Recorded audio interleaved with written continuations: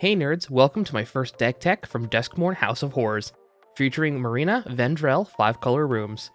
If you're looking for an interesting 5-color enchantress commander, then look no further. This commander not only provides incredible card advantage when she enters, but is also a powerful combo commander.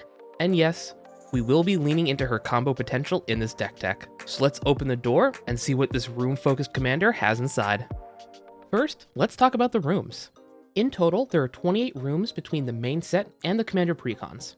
Now, of these 28, there were 4 that didn't make my personal list: Painter Studio, Experimental Lab, Fluted Cistern, and Walk-in Closet. These felt like the 4 weakest rooms in my personal build, but if you are running any kind of fetch lands, Walk-in Closet's probably worth including. If you want to cut some more rooms, you could probably cut some of the common and uncommon ones. However, I want to keep a critical mass of rooms, that way we can win with Central Elevator.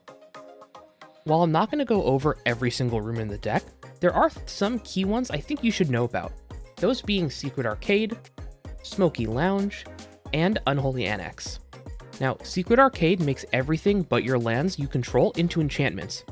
This can force the game by getting stuck in a loop with Gremlin Tamer if you aren't careful. And then additionally, Smoky Lounge acts as a soul ring to unlock doors, and Unholy Annex is card draw. There are also some rooms that are actually removable: Cramped Vents, Glassworks, and Restricted Office.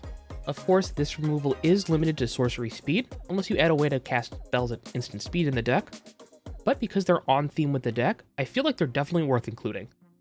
But to win the game, we need more than just rooms. You'll probably want to include some of the new enchantment payoffs, like Skulking Skullcrab, Balemerc Leech, and the not-so-new Grim Guardian. Now, Skullcrab and Leech are also combo payoffs, which we'll get to later on in this video.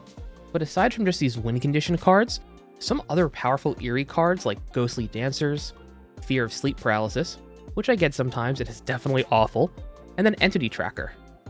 If you wanted to lean into the flavor, like I wanted to, you could include even more eerie cards, and of course you should probably add some Enchantress staples, such as Sithis Harvest Hand, Seteshan Champion, and Mesa Enchantress to help draw cards. I know these cards are a little boring, however they are essential in this deck since they let you just draw a whole bunch of cards. Now as for ramp, I wanted to use enchantments instead of the usual land or artifact ramp, so I went with Sanctum Weaver, Feyburrow Elder, and Moldering Gym, just to name a few.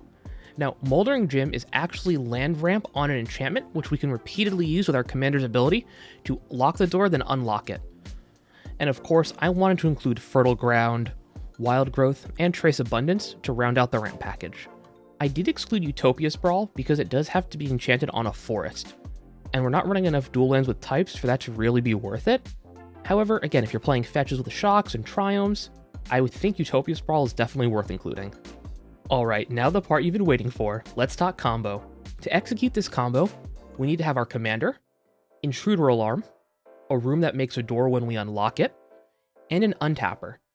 When I say untapper, I mean a card like Curious Follower, Vizier of Tumbling Sands, or Kelpie Guide. We'll tap our commander to unlock a room, which makes a token. When that token enters, it will trigger Intruder Alarm and untap all of our creatures. We can then tap our commander to lock that room, and then use one of our untappers to untap our commander. And then we unlock that room again, making a token, and we repeat this process.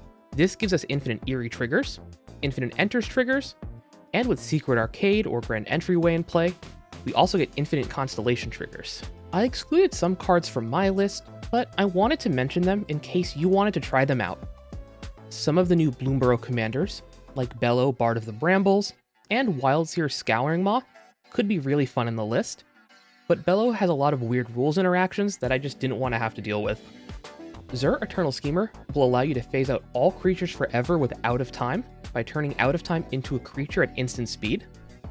And of course, there's the new Esper Enchantress commander, Aminatu Veilpiercer, that would probably be really great in this deck. Now personally, I didn't include any haste enablers in my list, but you could think about adding Thousand Year Elixir, Fervor, and or Tyvar Jubilant Brawler, so you can activate your creature's tap abilities right away. Lightning Greaves also works, and you can just kind of move it around between all your creatures since this combo's already at sorcery speed. And finally, if you're looking to spend a little bit more money, Argothian Enchantress, Starfield of Nyx, and Overlord of the Hauntwoods could be powerful inclusions in the deck, but I don't think they're that necessary. As always, you can find a link to the deck in the video description below, along with the accompanying article over at Commander's Herald. I also have a Discord server now. It's linked in the video description below. I'm trying to grow this community to be a welcoming place where people can play Magic, other games, get deck help, suggest video ideas. So if that sounds interesting to you, definitely check it out. And let me know in the comments what Duskmourn commander you've been excited to play with, against, or just build. If you want more deck techs like this, make sure to give this video a like, and subscribe and ring that bell so you don't miss when all my videos go live. Alrighty nerds, I'll see you in the next one.